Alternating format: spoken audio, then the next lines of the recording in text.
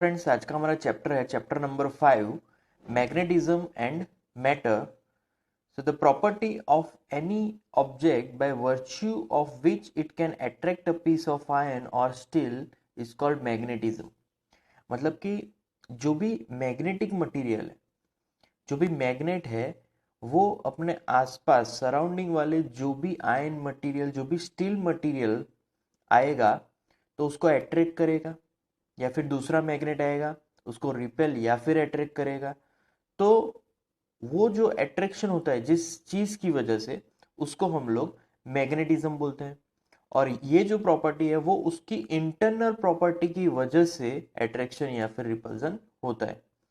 So what is natural magnet? Natural magnet किस चीज का बना होगा? तो Fe3O4 का.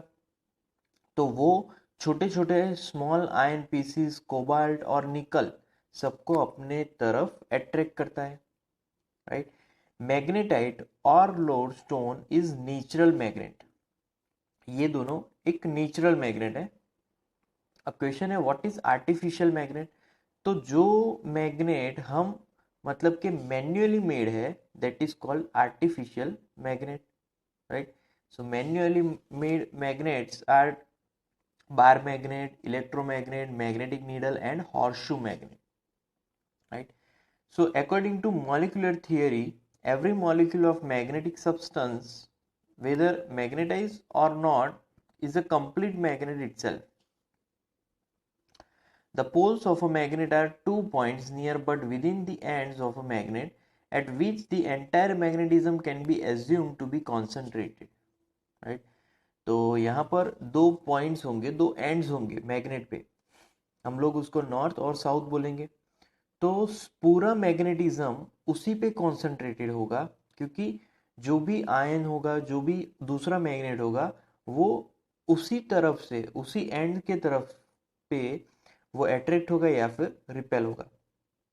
सो चार्जेस में like charges are repel each other, unlike attract. यहाँ पर भी पैर्स में जो भी हमारे पास पोल्स है, राइट. तो like poles repel and unlike pole attract, right, similar. Now magnet की कुछ प्रॉपर्टीज है. तो जब कोई भी मैग्नेट को फ्रीली हम लोग लटकाएंगे तो वो एक पर्टिकुलर डायरेक्शन में अलाइन होगा, and that is north south direction. Like magnet pole repel और अनलाइक अट्रैक्ट करेगा, राइट.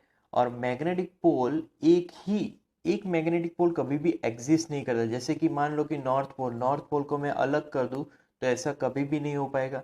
नॉर्थ और साउथ दोनों ही साथ साथ रहेंगे. Now like Coulomb's law, magnet में भी लॉ आता है, राइट. तो यहाँ पर पहले हम लोग इलेक्ट्रिकल फोर्स की बात करें तो उसका कंपैरिजन करेंगे. तो वहां पर फॉर्मूला थी 1/4 pi epsilon 0 Q1 Q2 upon R². तो यहाँ पर वैसी फॉर्मूला है, बट यहाँ पर F इजिकल टू म्यू 0/4 पाई, वो कांस्टेंट है. तो 1/4 पाई एप्सिलॉन की जगह है म्यू 0/4 पाई. Q1 Q2 की जगह है M1 × M2. और M1 M2 N2 ये है हमारे पोल स्ट्रेंथ्स. वहां पर चार्ज थे, Q1 Q2 चार्ज थे, यहाँ पर है पोल स्ट्रेंथ्स. और डिस्टेंस है यहाँ पर R², मतलब के दो पोल्स के बीच का distance. So similar like Coulomb's law, magnetic force is directly proportional to the multiplication of their pole strengths and inversely proportional to the square of the distance between them, right. Now question is what is mu 0? Mu 0 is permeability of free space. Then magnetic dipole एक arrangement है. Two unlike magnetic poles of equal pole strength separated by a very small distance.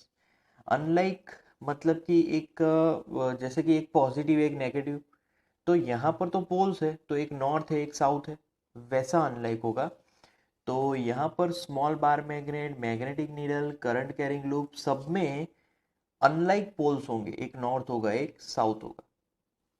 सो उस arrangement से जो system बनती है उसको हम लोग मैग्नेटिक डायपोल बोलेंगे। नाउ मैग्नेटिक डायपोल मोमेंट, तो मैग्नेटिक डायपोल मोमेंट उसके लिए मैंने एक 12 डिस्टेंस वाला, मतलब कि दो पोल्स के बीच 12 डिस्टेंस लिया है, राइट। पोल स्ट्रेंथ है उसकी कुछ, तो जब कोई भी ऐसी सिस्टम मिलेगी उसका उससे जो हमने मिलने वाला है product of distance into pole strength is called magnetic dipole moment. जैसे इलेक्ट्रिक डायपोल मोमेंट था, वैसे यहाँ पर distance into pole strength of either pole is called magnetic dipole moment. So formula होगी capital M is equal to small m is the pole strength of any one pole into 2L। So ऐसा unit होगा joule पर Tesla और ampere metre square, right. और उसकी direction होगी south pole towards north pole, south से north होगी उसकी direction. Now magnetic field due to magnetic dipole, तो जब कभी भी एक्सियल पॉइंट पे मैग्नेटिक फील्ड फाइंड करना हो मैग्नेटिक डायपोल की वजह से, यही चीज हमने की थी इलेक्ट्रिक के लिए, electric field due to electric dipole.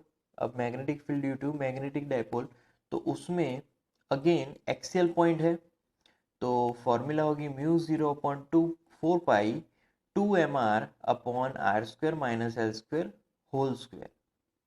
Again फिर से अगर आर ज्यादा वैल्यू में बड़ा है तो एल नेग्लेक्ट हो जाएगा, तो वहां पर सिर्फ आर बचेगा, तो आर रेस टू 4 हो जाएगा, तो एक आर कैंसिल हो जाएगा और आर रेस टू 4 मतलब कि आर रेस टू 3 बचा, राइट।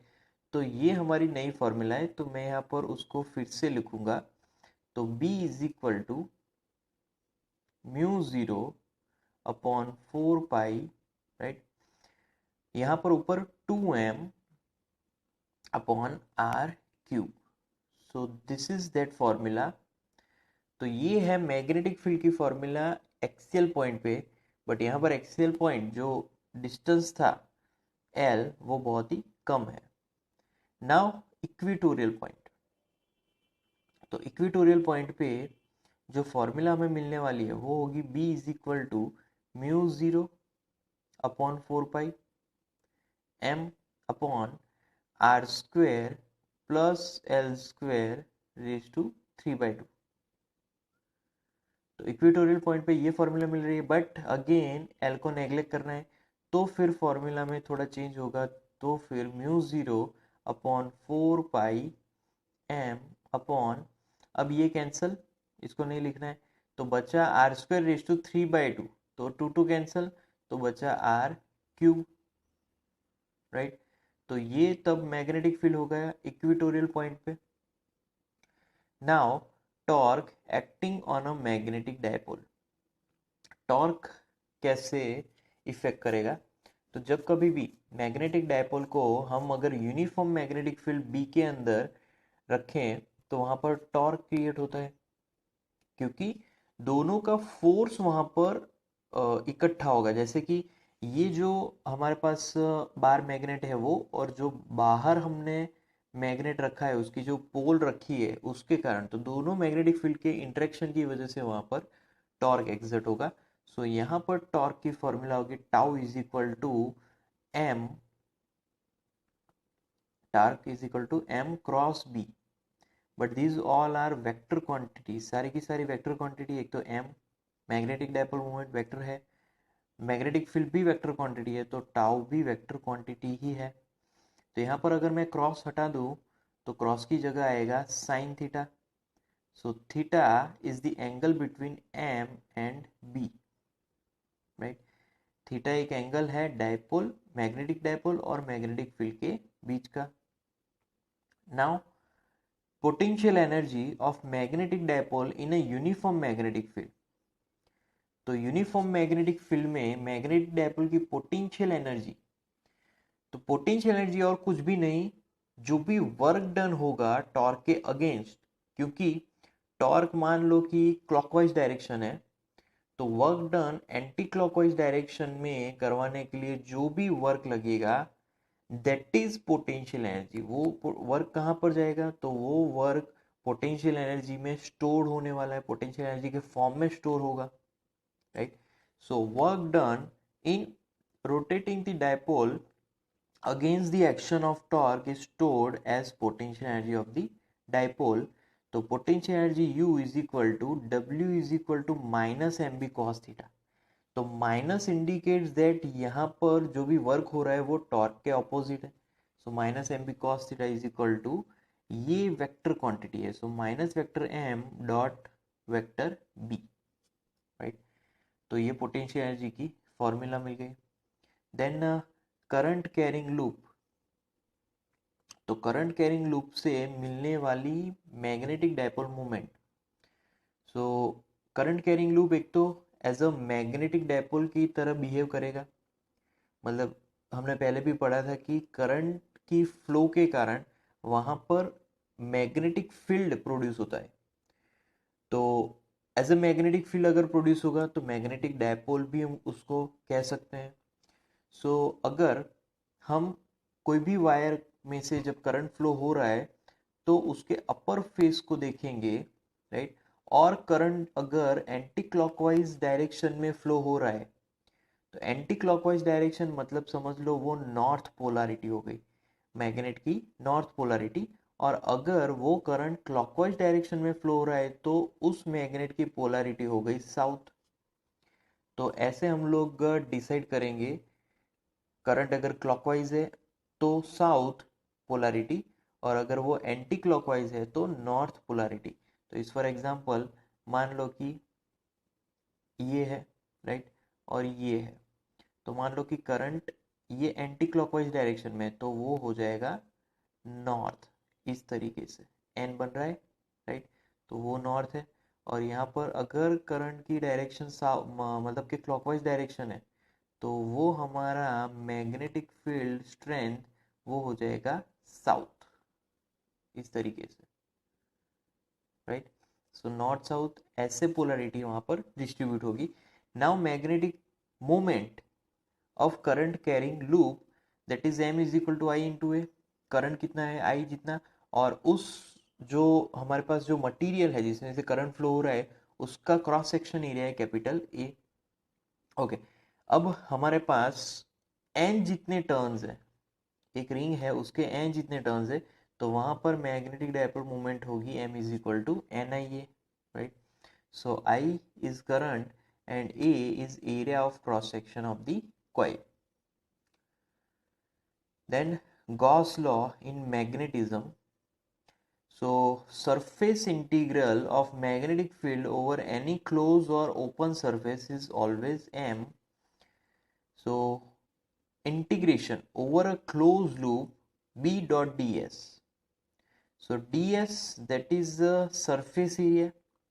So ये always हमें जीरो मिलेगा क्योंकि जितने मैग्नेटिक फील्ड एंटर करेगा उतना ही मैग्नेटिक फील्ड एग्जिट करेगा। तो ऐसा बोल सकते हैं कि net magnetic flux through any surface is always zero, right. So उसके कारण वो जीरो हो जाएगा। Now magnetic moment of an atom, तो magnetic moment of an atom m is equal to half e omega R square. तो ये formula जब कभी भी इलेक्ट्रॉन कहीं पे रिवॉल्व करेगा, कहीं पे मतलब कि न्यूक्लियस के अराउंड रिवॉल्व करता है, तो तब मिलने वाला मैग्नेटिक मोमेंट है ये। सो इलेक्ट्रॉन रिवॉल्व कर रहा है तो चार्ज ऑफ एन इलेक्ट्रॉन ई आया, रिवॉल्व कर रहा है इसलिए angular velocity of electron, and उसकी जो रेडियस है उस ऑर्बिट की रेडियस जहाँ पर इलेक्ट्रॉन मूव हो रहा है, तो R is the radius of that orbit. तो वहाँ पर हमें इस फॉर्मूला में मैग्नेटिक मोमेंट मिलने वाला है। उसका दूसरा फॉर्म, तो दूसरा फॉर्म है m is equal to N E H upon 4 pi M. So h that is Planck's constant, m mass of an electron, eh upon 4 pi m that is mu b is called Bohr magneton and its value is fixed क्योंकि mu b एक constant है। तो m is equal to मैं लिख सकता हूँ n into ये value, पूरी वैल्यू, ये वैल्यू है fix 9.27 into 10 raised to minus 24, and that is ampere meter square, right? Ampere meter square. Now earth magnetism. तो अर्थ एक बहुत ही बड़ा मैग्नेट है, राइट? सो अर्थ के 3 कंपोनेंट्स है अर्थ के मैग्नेटिज्म के. तो पहला है जियोग्राफिक मेरिडियन. जियोग्राफिक मेरिडियन मतलब कि ऐसी एक्सिस कि जिसमें अर्थ रोटेट कर रहा है, स्पिन कर रहा है. तो एक एक्सिस वैसी होगी जिसको हम लोग जियोग्राफिक मेरिडियन बोलेंगे. दूसरी है मैग्नेटिक मेरिडियन, मतलब कि जहां से अर्थ एक as a bar magnet behave करता है. तो ऐसी जो स्ट्रेट लाइन मिलेगी पोल्स के बीच से निकलती हुई, उसको हम लोग मैग्नेटिक मेरिडियन बोलेंगे, राइट? तो अब जियोग्राफिक मेरिडियन और मैग्नेटिक मेरिडियन दोनों की एक्सिस थोड़ी अलग अलग है, अलग अलग एंगल्स पे है. तो वहां पर कुछ एंगल्स बनेंगे. तो फर्स्ट दैट इज थीटा. तो मैग्नेटिक डेक्लिनेशन, ये एक एंगल बना. तो the smaller angle subtended between the magnetic meridian and geographic meridian. तो एक छोटा सा जो एंगल बन रहा है मैग्नेटिक और जियोग्राफिक मेरिडियन के बीच, वो उसको हम लोग बोलेंगे magnetic declination. Then magnetic inclination और मैग्नेटिक डीप. तो the small angle subtended between the magnetic axis and horizontal is called magnetic inclination. तो मैग्नेटिक एक्सिस अगेन, यहाँ पर जो मैग्नेटिक मेरिडियन है उसका, उसी को हम लोग मैग्नेटिक एक्सिस बोलेंगे. तो वो जब हॉरिजॉन्टल से जो भी एंगल बनाएंगे उसको मैग्नेटिक डीप या फिर इंक्लिनेशन बोलेंगे. Then horizontal component of earth's magnetic field H. So B, if B is the intensity of Earth's magnetic field, then horizontal component of Earth's magnetic field. तो मान लो कि B एक इंटेंसिटी है अर्थ के मैग्नेटिक फील्ड की, और अर्थ के मैग्नेटिक फील्ड का हॉरिजॉन्टल कंपोनेंट होगा H is equal to B cos delta. Similarly vertical component भी होगा उसका. तो वर्टिकल कंपोनेंट यहाँ पर है V is equal to B sine delta. H horizontal, V for vertical.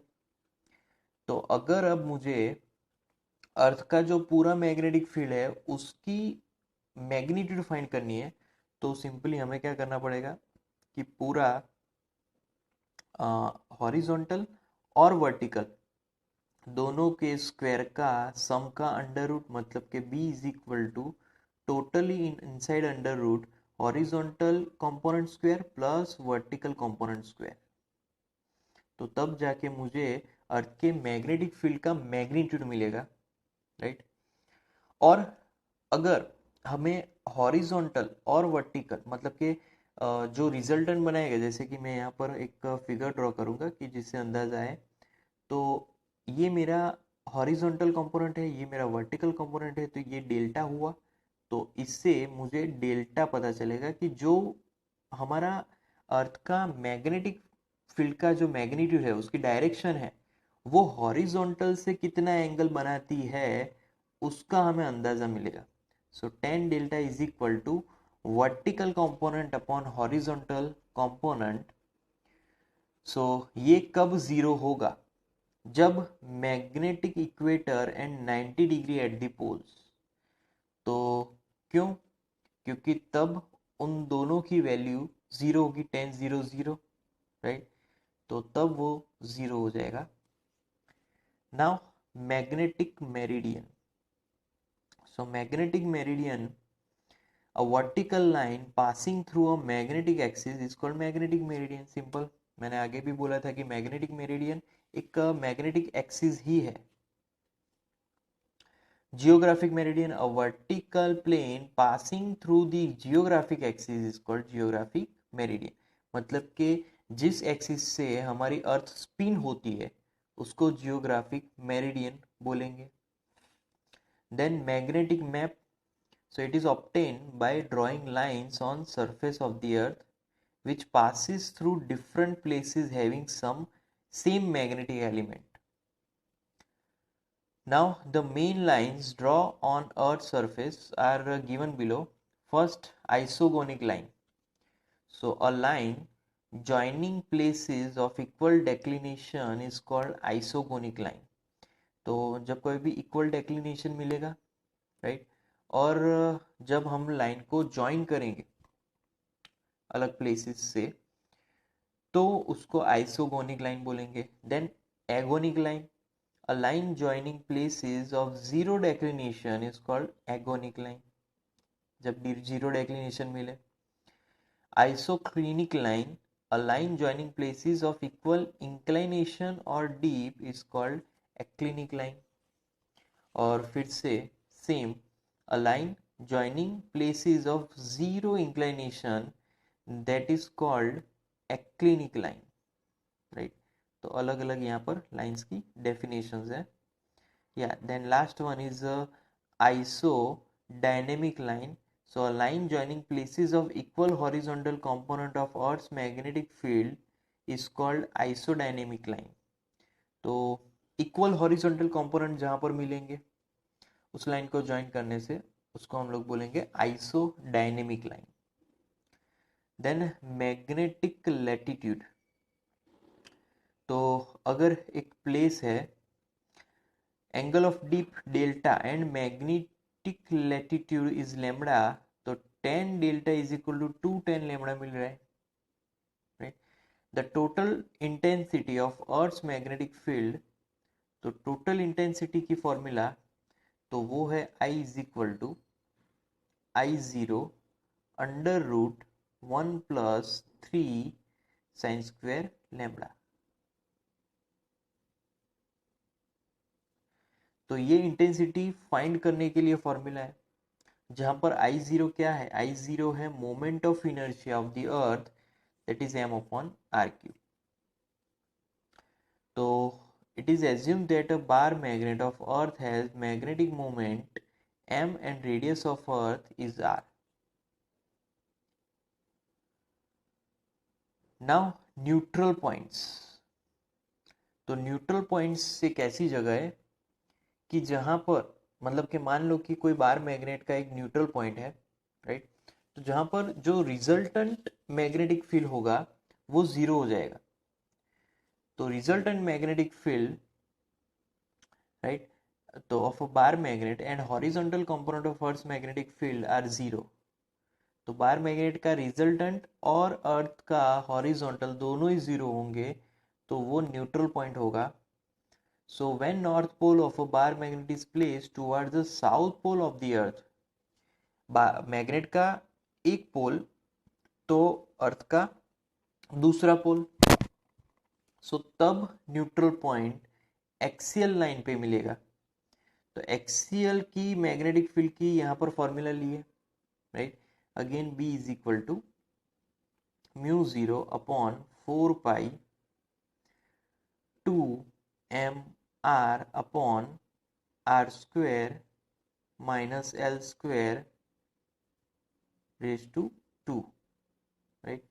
तो यहाँ पर r, अगेन जो l है, l की वैल्यू बहुत ही छोटी है, तो यहाँ पर अगेन वो कैंसिल हो जाएगा. तो लास्ट में बचेगा B is equal to mu 0 upon 4 pi 2 into M upon, यहाँ पर L नेग्लेक्ट करेंगे, छोटी वैल्यू है, और एक आर कैंसिल हुआ तो यहाँ पर नीचे बचेगा R cube, right.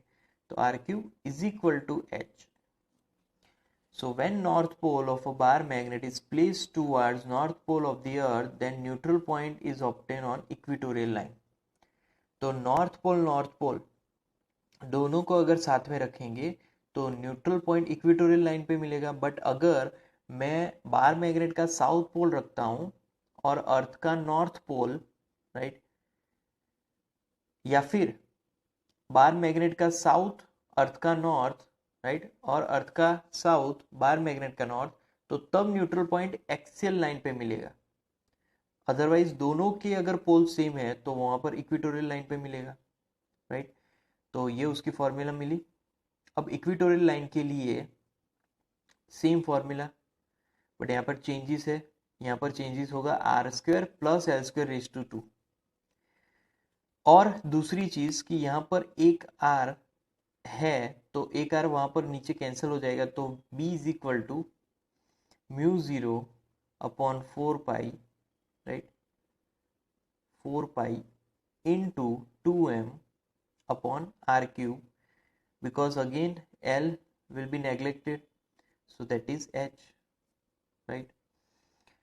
Now tangent law.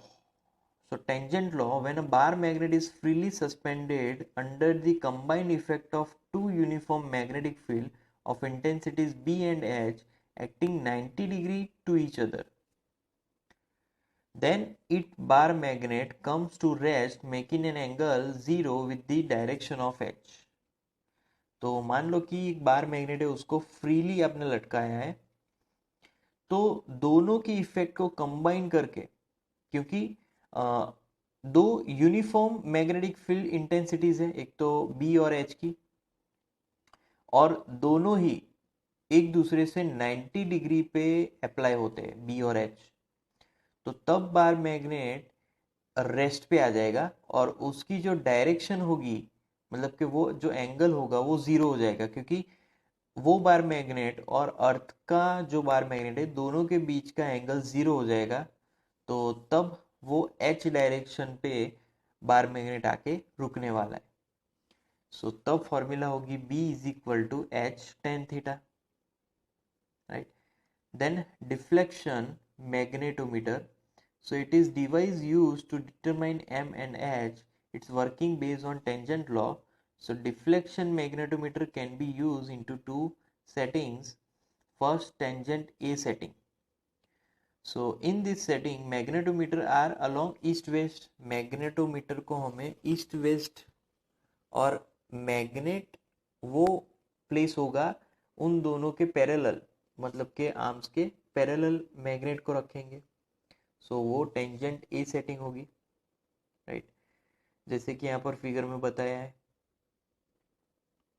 यहाँ पर ये एंगल्स बताएगा और यहाँ पर हमने एक बार मैग्नेट रखा है, तो यहाँ पर ये स्केलिंग है ऊपर और डी जितना डिस्टेंस रखा है। So in equilibrium B is equal to H tan theta. So formula होगी mu zero upon 4 pi 2m, दोनों के बीच का डिस्टेंस डी क्यूब, तो यहाँ पर एच टेन थीटा होगा, दोनों को अगर कंपेयर करेंगे तो, right. Then tangent B, tangent B setting में, yes, so tangent B setting में हम लोग मैग्नेटोमीटर नॉर्थ साउथ आर्म्स के अराउंड मैग्नेट परपेंडिकुलर रखेंगे, तो परपेंडिकुलर है अभी, राइट, 90 डिग्री, तो तब जो डिस्टेंस है वो डी जितना डिस्टेंस, तो तब की formula mu zero 4 pi m upon D cube is equal to H tan theta. तो दोनों ही टेंजेंट की सेटिंग से हम लोग ये मैग्नेटोमीटर फाइंड कर सकते हैं, right. Then deflection method. So in this method, one magnet is used at a time and deflection in galvanometry is observed. Ratio of magnetic dipole moment of the magnets. तो ये deflection की वजह से एक method, मतलब कि एक magnet use होगा, राइट, और गैल्वेनोमीटर में डिफ्लेक्शन ऑब्जर्व करना है, फिर दूसरा मैग्नेट यूज करना है, अगेन गैल्वेनोमीटर में डिफ्लेक्शन ऑब्जर्व करना है, तो उससे हमें एक रेशियो मिलेगा मैग्नेटिक डायपोल मोमेंट का, tan theta upon tan theta two. So theta one and theta two दोनों ही मैग्नेट्स के अकॉर्डिंग डिफ्लेक्शन है। दूसरी मेथड है नल मेथड, कि जिससे अगेन हमें मैग्नेटिक डायपोल मोमेंट्स का रेशियो मिलेगा। So both magnets are used at a time and no deflection condition is obtained, तो दोनों ही मैग्नेट यूज करना है और फिर कोई डिफ्लेक्शन नहीं मिलेगा, जीरो होगा। So if magnets are at distance d1 and d2, then m1 upon m2 is equal to d1 upon d2 raised to 3, right? तो उसको बोलेंगे null method. Now tangent galvanometer. Galvanometer, ये हमें पता है कि हम लोग गैल्वेनोमीटर को क्यों यूज करेंगे, कि जिससे पता चले कि सर्किट में से करंट फ्लो हो रहा है कि नहीं। सो ये एक डिवाइस है जो करंट की लो वैल्यू को डिटेक्ट करता है, बट उसका जो वर्किंग है वो तो टेंजेंट लॉ पे डिपेंडेंट है। सो थीटा एक डिफ्लेक्शन प्रोड्यूस होता है गैल्वेनोमीटर के अंदर जब उसमें से करंट फ्लो होता है, राइट। तो करंट फ्लो होगा तो वो डिफ्लेक्ट करेगा उस, तो इसकी जो वर्किंग है वो टेंजेंट लॉ के ऊपर बेस्ड है। सो यहाँ पर I is equal to 2r upon n mu 0 h, right, h tan theta. So ये उसकी फॉर्मूला है आई की, करंट फ्लो हो रहा है उतना, r कॉइल की रेडियस है, n number of turns, right. तो यहाँ पर h upon G tan theta हो जाएगा, तो सबका constant g is equal to, right, तो ये सबका कांस्टेंट होगा, और फिर h अपॉन जी मतलब k, तो k is equal to h upon G हो जाएगा, ये उसका कांस्टेंट। तो what is g? g is n mu upon 2r and is called galvanometer constant, and then k is equal to h upon g is called reduction factor of tangent galvanometer. So number of turns n जितने हैं और radius of the coil capital R. So tangent galvanometer is called moving magnet type galvanometer, क्योंकि वहां पर magnets move करेंगे, tangent law है उसके according. Now vibration magnetometer.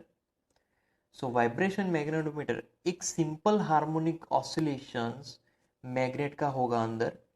तो जब कभी भी एक मैग्नेट को हम लोग लटकाएंगे एक दूसरे मैग्नेटिक फील्ड के अंदर, तो वहां पर ऑसिलेशन स्टार्ट करेंगे। क्यों?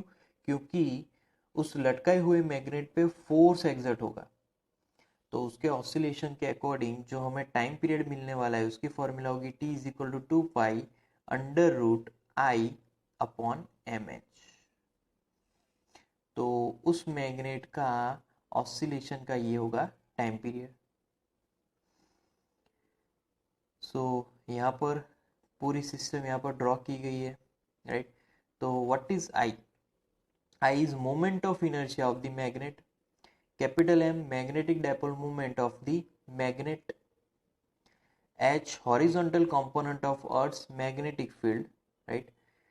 Then yes, तो जब कोई भी दो मैग्नेट्स को जो कि साइज अनइक्वल है उन दोनों को एक के ऊपर एक अगर रखेंगे तो north poles of both magnets are towards geographic north and then time period of oscillation is given by, तो ये उसकी फॉर्मूला हो जाएगी। तो उस फॉर्मूला के according T1 is equal to 2 pi under root I1 plus I2, right, upon M1 plus M2 into H। तो H multiplication में और मतलब के डिवीजन में वो मल्टीप्लीकेशन में, सो M1 प्लस M2। तो ये उसकी फॉर्मूला है परफेक्टली। तो इस फॉर्मूला को हम लोग ऐसे लिखेंगे और वो टाइम पीरियड की फॉर्मूला है। तो यहाँ पर I1 I2 दो, M1 M2 भी दो, क्योंकि यहाँ पर दो मैग्नेट्स हमने यूज किए हैं, राइट, जैसे कि यहाँ पर फिगर में दिखाया है। तो ये वाला और नीचे वाला दोनों ही मैग्नेट यहाँ पर यूज किए, तो दोनों ही मैग्नेट्स का मैग्नेटिक डाइपोल मोमेंट और दोनों ही मैग्नेट्स का मोमेंट ऑफ इनर्शिया यहाँ पर सम होगा।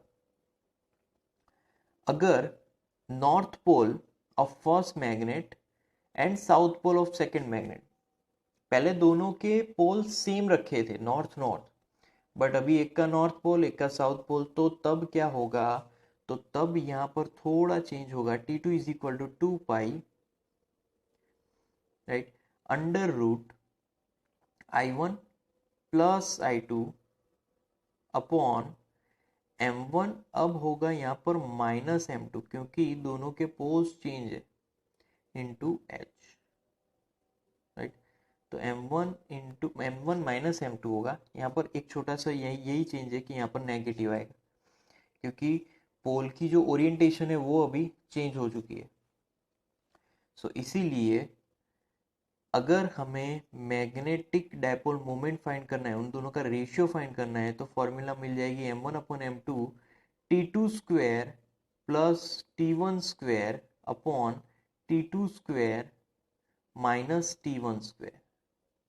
तो ये उस रेशियो की यहाँ पर फॉर्मूला होगी। Then magnetic flux, the number of magnetic lines of force passing through any surface is called magnetic flux linked with that surface। तो जो भी हमारे पास ऑब्जेक्ट है, अगर उसमें से magnetic lines of force pass हो रही है तो वहां पर मैग्नेटिक फ्लक्स मिलेगा। तो magnetic flux phi is equal to vector B dot vector A. Vector quantities है यहाँ पर, डॉट है, प्रोडक्ट है, तो B A cos theta. Theta is the angle between B and A. तो बी क्या है? मैग्नेटिक फील्ड इंटेंसिटी है, और उसको मैग्नेटिक इंडक्शन भी बोलेंगे, और capital A is area of the surface. तो उसका यूनिट मतलब कि फाई का यूनिट, मैग्नेटिक फ्लक्स का यूनिट है weber. Then magnetic induction, magnetic induction means flux passing through per unit normal area. तो फ्लक्स तो एज इट इज है, बट अगर उसको एरिया से डिवाइड कर दें तो उसको बोलेंगे magnetic induction. So B is equal to, अब B को सब्जेक्ट बनाए तो फाई अपॉन ए हो जाएगा, सिंपल। तो वेबर अपॉन मीटर स्क्वायर और tesla is called magnetic induction, और we can also say that magnetic field. Then magnetic material, so magnetic of material, so अलग अलग प्रॉपर्टी से उसको डिराइव करेंगे। So first is magnetic permeability. तो it is ability of material to permit the passage of magnetic lines of force through it. मतलब कि मान लो कि एक मेरे पास मटेरियल है, अगर वो मटेरियल मैग्नेटिक फील्ड लाइंस को परमिट देता है कि उसमें से फ्लो हो जाए, राइट, उस पर फोर्स अप्लाई करे, तो वो मैग्नेटिक परमिएबिलिटी कहेंगे। उस फिनोमिनन को हम लोग मैग्नेटिक परमिएबिलिटी करेंगे कि वो मटेरियल मैग्नेट को परमिट करता है। So magnetic permeability is mu is equal to B upon H.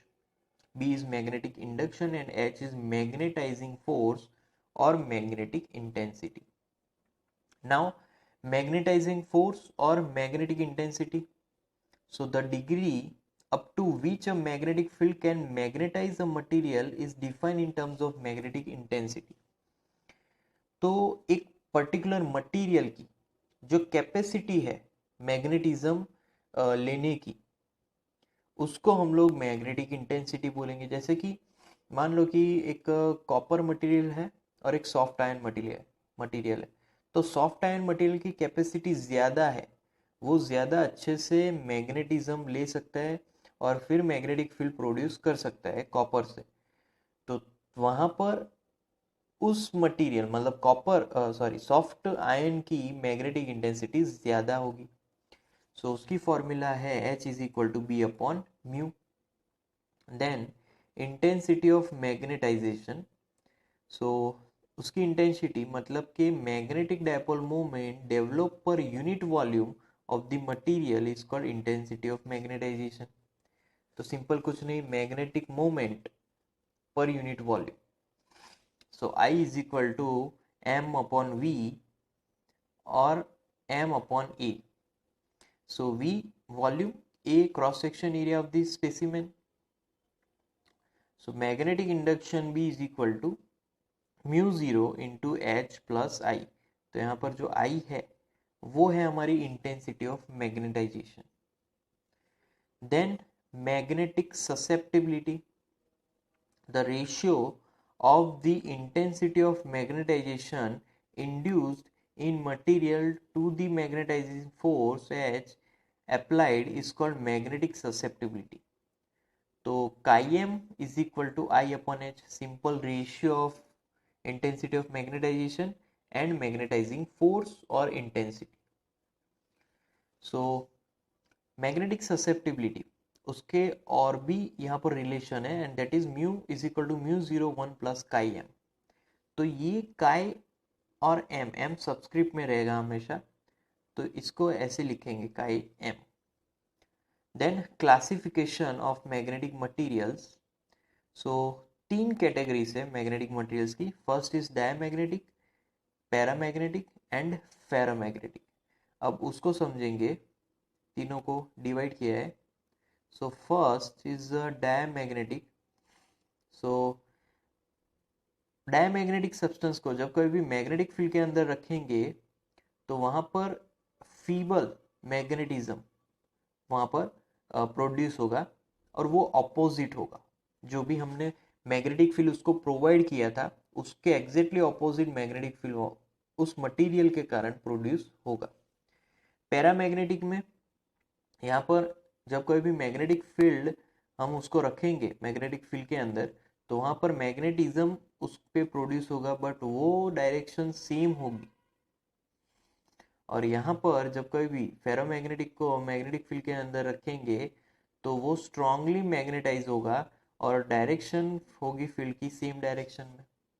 तो यहाँ पर पैरा और फेरो लगभग सेम हुए. Then second, this substance are repel by a magnet. वो रिपेल करेंगे क्योंकि यहाँ पर ऑपोजिट डायरेक्शन है. ऑपोजिट डायरेक्शन इसी वजह से वहाँ पर रिपल्जन होगा. यहाँ पर अट्रैक्शन होगा क्योंकि सेम डायरेक्शन. यहाँ पर भी attraction same direction. When a diamagnetic solution is poured into U-tube and one arm is placed between the poles of strong magnet, the level of solution in the arm is lowered. See here. एक तो diamagnetic solution अंदर हमने भरा है, right. तो फिर जब कभी भी उसको नॉर्थ और साउथ पोल से मैग्नेट प्रोवाइड करेंगे तो लेवल नीचे जाएगा क्योंकि वहां पर तो रिपल्सन हो रहा है.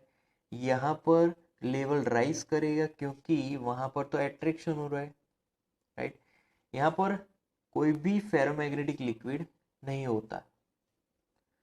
Then if rod of diamagnetic material is suspended freely.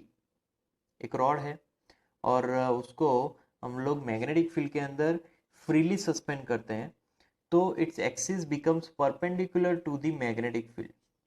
वो परपेंडिकुलर हो जाएगा क्योंकि वहां पर रिपल्जन होता है.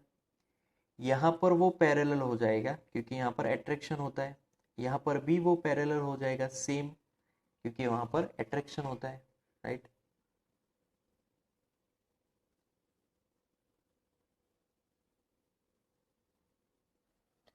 So in uniform magnetic field, the diamagnetic substances are attract towards the weaker fields, right? So they move from stronger to weaker magnetic field. So अगर diamagnetic substance को हम लोग नॉन यूनिफॉर्म मैग्नेटिक फील्ड के अंदर रखेंगे तो वो weaker field की तरफ अट्रैक्ट होंगे और वो stronger to weaker magnetic field की तरफ मूव करेंगे. पैरामैग्नेटिक को तो again weaker to stronger part मतलब राइट तो वो भी वीकर टू स्ट्रॉन्गर पार्ट की तरफ मूव करेंगे और यहाँ पर भी सिमिलर वही चीज होगी, right.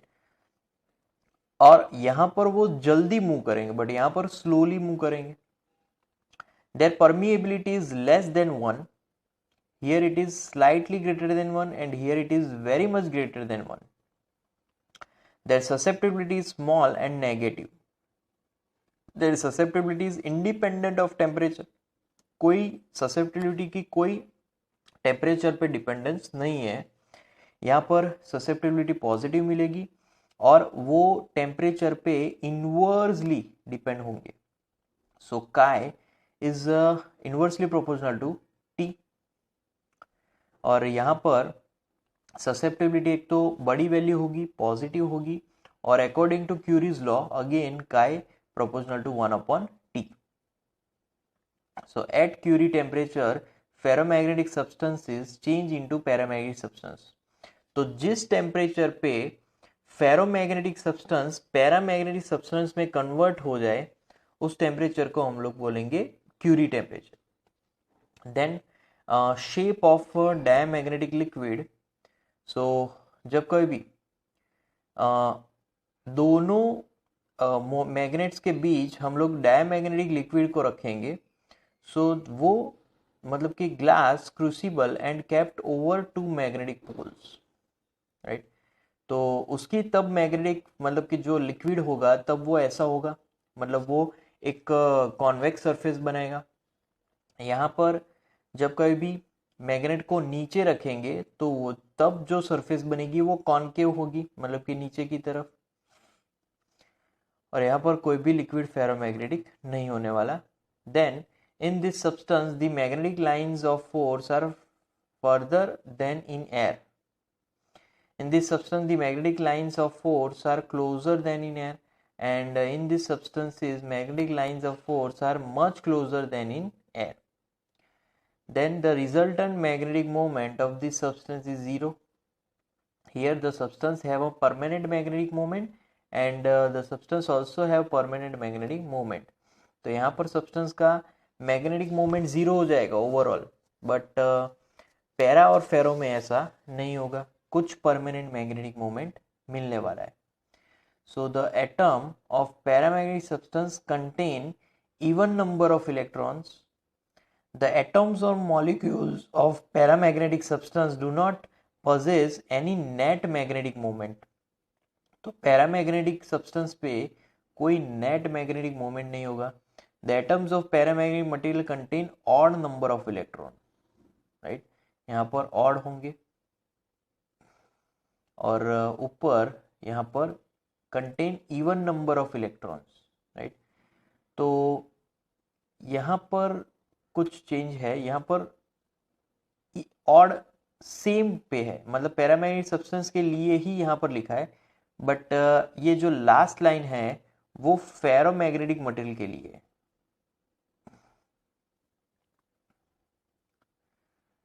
Even atom or molecule of a paramagnetic substance has its own magnet moment.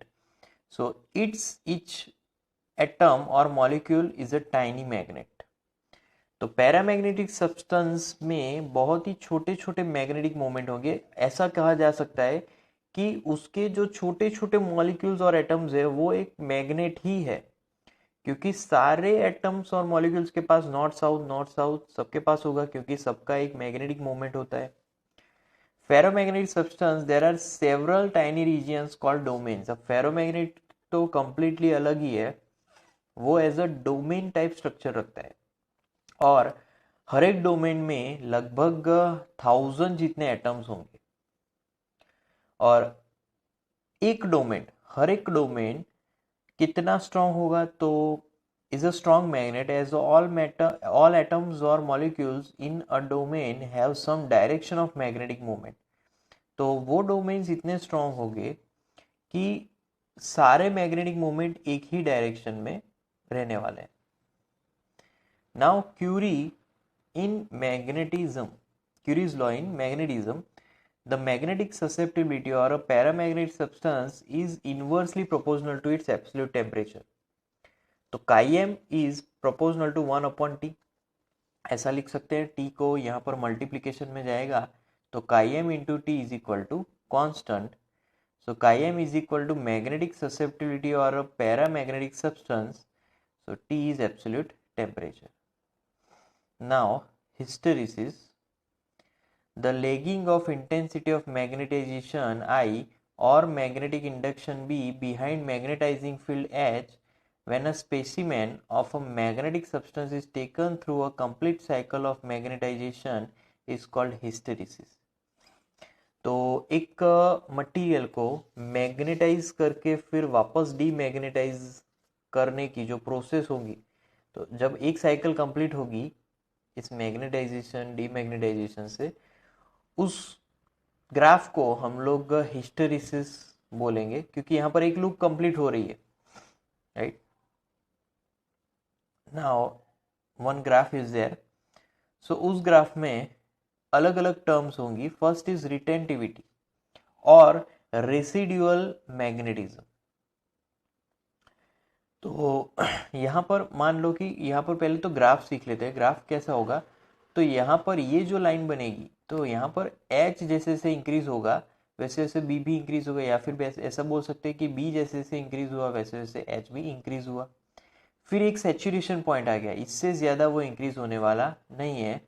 फिर वापस हम लोग डिक्रीज करते हैं, अलग डायरेक्शन में ले जाते हैं। तो डिक्रीज करेंगे, फिर पूरे मैग्नेटिक फील्ड की डायरेक्शन ही हमने चेंज कर दी यहाँ पर, तो तब क्या होगा, यहाँ पर भी एक सैचुरेशन पॉइंट आ जाएगा। फिर वापस अलग डायरेक्शन कर देते हैं, टर्मिनल्स चेंज करके वापस मैग्नेटिक फील्ड चेंज हुआ वापस, तो एक लूप बन गई, राइट। तो इसको हिस्टेरिसिस लूप बोलते हैं।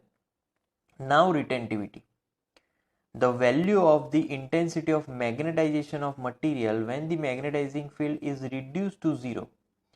तो मैग्नेटाइजिंग फील्ड जब जीरो होता है तब इंटेंसिटी ऑफ मैग्नेटाइजेशन की जो भी वैल्यू होगी उसको हम लोग रिटेंटिविटी या फिर रेसिडुअल मैग्नेटिज्म बोलेंगे। फिर उसके आगे है कोअर्सिविटी। तो the value of reverse magnetizing field that should be applied to a given sample in order to reduce its intensity of magnetization or magnetic induction to zero। अब उल्टा हो गया, जब इंटेंसिटी ऑफ मैग्नेटाइजेशन और मैग्नेटिक इंडक्शन जीरो होगा तब जो magnetic field मिलेगी उसको हम लोग कोअर्सिविटी बोलेंगे, राइट। तो यहाँ पर जैसे कि रिटेंटिविटी और कोअर्सिविटी, तो यस, तो magnetising field, right, magnetising field zero, तो बी जब जीरो होगा, बी कब जीरो होगा, तो बी यहाँ पर जीरो होगा इस पॉइंट पे, तो इसको, इस वैल्यू को हम लोग रिटेंटिविटी बोलेंगे। और जब एच जीरो होगा मतलब कि यहाँ पर, तो इस वैल्यू को हम लोग कोअर्सिविटी बोलेंगे, right. Now permanent magnets, permanent magnets में कॉमनली हम लोग स्टील यूज करेंगे क्योंकि स्टील की एक हाई रेसिडुअल मैग्नेटिज्म होती है और कोअर्सिविटी भी हाई होगी। तो हाई रेसिडुअल मैग्नेटिज्म मतलब कि हाई रिटेंटिविटी और हाई कोअर्सिविटी की वजह से स्टील को हम लोग परमानेंट मैग्नेट बनाएंगे। देन इलेक्ट्रोमैग्नेट्स, तो electromagnets are made up of soft iron because area of hysteresis loop for soft iron is small. और हिस्टेरिसिस का जितना एरिया कम होगा उतना ही वो मटेरियल मैग्नेट बनाने के लिए अच्छा है। सो यहाँ पर जो एनर्जी लॉस होगी वो भी कम होगी क्योंकि हिस्टेरिसिस लूप कम है। सो इस मैग्नेटाइजेशन और डीमैग्नेटाइजेशन से जो भी हिस्टेरिसिस लूप मिलने वाला है वहाँ पर एनर्जी लॉस बहुत ही कम होगा। सो परमानेंट मैग्नेट्स हम कैसी, इस फॉर एग्जांपल कैसे मटेरियल्स का परमानेंट मैग्नेट बनाएंगे, जैसे कि स्टील है, देन स्टील मतलब कि जिसका जो रेसिडुअल मैग्नेटिज्म है और कोअर्सिविटी है जो कि हाई है। Electromagnets are made by materials such as soft iron for which residual magnetism is high, coercivity is low and hysteresis loss is low। तो सॉफ्ट आयन स्टील बहुत ही अच्छा है, स्टील से भी ज़्यादा अच्छा है सॉफ्ट आयन क्योंकि उसकी रेसिडुअल मैग्नेटिज्म एक तो हाई है, कोअर्सिविटी लो है और हिस्टेरिसिस वो भी लो है, तो वो इलेक्ट्रोमैग्नेट्स बनाने के लिए काफ़ी अच्छा रहेगा और स्टील को परमानेंट मैग्नेट बनाने के लिए अच्छा रहेगा।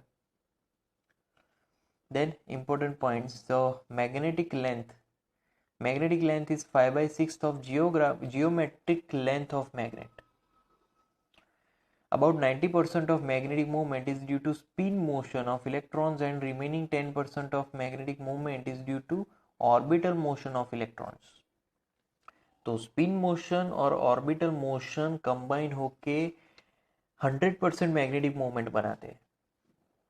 अगर मैग्नेट के दो पार्ट किए जाएं तो magnetic movement m is cut into 2 equal parts. तो जब कभी भी मैग्नेट को पैरेलली कट करूं तो उसकी यहाँ से कट होगी, मतलब कि यहाँ पर m/2 dipole movement exactly half half हो जाएंगे, right. So m dash is equal to m/2, dipole movement half हो जाएगा। परपेंडिकुलरली कट करेंगे यहाँ से तो फिर अगेन m/2 हो जाएगा, डायपोल मूवमेंट हाफ। तो when magnet of length L, strength M and magnetic moment M is turned into a semicircular arc, then it new magnetic moment, right? Now okay okay now अब हमारे पास एक half circle है, ये north है ये south है, और उसकी जो रेडियस है वो कैपिटल आर है, तो लेंथ होगी L is equal to pi R, half of the circumference.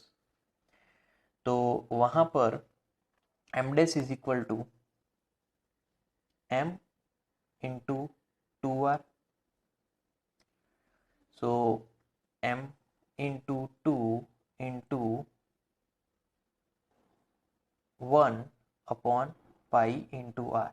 अब r रेडियस तो 1 मीटर है, राइट, तो फिर क्या होगा, तो होगा 2m अपॉन पाई, तो तब जाके उसकी डायपोल मोमेंट मिलेगी 2m अपॉन पाई, क्योंकि रेडियस 1 मीटर ही है।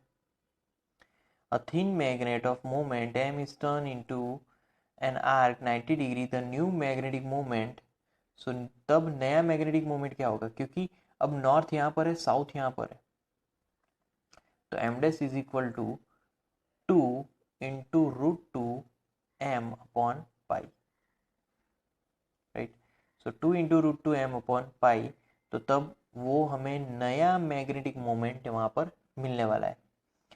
अब नॉर्थ और साउथ, सो यहाँ पर मैग्नेटिक मोमेंट कितना मिलेगा, मतलब कि उनके एग्जैक्ट 90 डिग्री बना रहा है, सो नया magnetic moment M dash is equal to M upon root 2 मिलेगा। अगर 60 डिग्री बना रहा है, राइट, तो 60 डिग्री यहाँ पर तीसरा जो हमारे पास पॉइंट है उस पे कितना होगा, सो उस पे मैग्नेटिक मोमेंट होगा 3m upon pi, right. Then हाँ यहाँ पर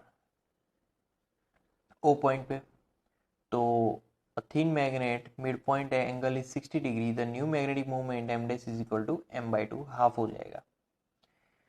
सो original magnet is bent at O, the midpoint 60 degree, all sides are equal, the mutual interaction force between two small magnets of magnets M1 and M2 is given by, तो वो formula होगी F is equal to, वो force की formula F is equal to K 6m1 m2 upon D raise to 4। So D denotes separation between magnets। Magnetic length अभी हमें पता है 5/6 of the geometric length of the magnet. Cause of diamagnetism is orbital motion and cause of paramagnetism is spin motion. तो diamagnetism में एक तो उस orbital motion होगी, मतलब कि जो इलेक्ट्रॉन न्यूक्लियस के आसपास जो घूम रहा है वो मोशन से डायमैग्नेटिज्म होता है, और पैरामैग्नेटिज्म में इलेक्ट्रॉन जो स्पिन होता है उसकी वजह से। और ferromagnetism lies in formation of domains, उसमें तो डोमेन्स ही होते हैं। The perpendicular bisector of magnetic axis is known as neutral axis of magnet. Magnetism at neutral axis is 0 and at poles is maximum.